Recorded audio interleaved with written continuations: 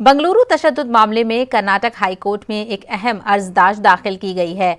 मारूफ social advocate आलम पाशा की अर्जदाश्त को कबूल करते हुए अदालत ने रियासती हुकूमत को नोटिस जारी किया है।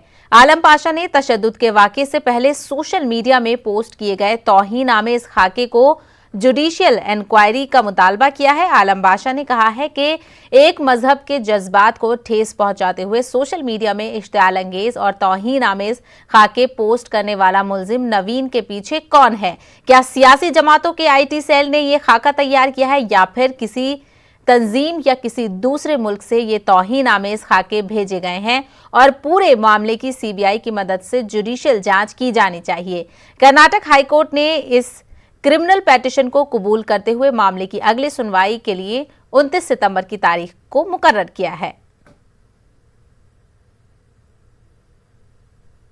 ये सिर्फ DJ हल्ली या KJ हल्ली यानी जो बेंगलुरु का पुलिस के साथ निकालने वाला इन्वेस्टिगेशन करके उसका पीछे क्या है करके देखने का नहीं है करके हमें ऑनरेबल हाई कोर्ट को रिक्वेस्ट किया। उसके लिए क्रिमिनल पिटीशन 482 में इंक्वायरी मांगा।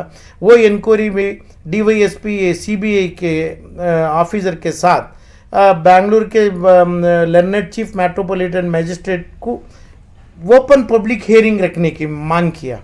इसमें ऑनरेबल हाई कोर्ट 11 सितंबर यानी लास्ट फ्राइडे होम डिपार्टमेंट को नोटिस भी जारी किया। और मेरे ग्राउंड में यही लिखा हूं कि भाई कांग्रेस के MLA के दोस्त है और माना हुआ एक्सेप्टेड अग्रीड एडमिटेड दोस्त है, उन्होंने बोल के पोस्ट निकाले। जो पोस्ट जब तक था जब तक मूर्ति नहीं बोले वो पोस्ट नहीं निकला। तो ये कौन बोल के डाले? क्या भाजपा से हुआ? क्या कांग्रेस वाले ही बोले? तो ये तो सिर्फ पूरा मालूम होता है जो इलेक्शन के मद्देनजर रखते हुए इन्होंने ये काम किया। और मुसलमानों को इकट्ठा करना, वोट लेना, वो किसके खून से? तो कितने आदमी मरे, कितने आदमी करे, इतने बहकावे में कितने लोग बहकावे में आ गए और ये बहकावे से कितना लोग अभी जेल में हैं।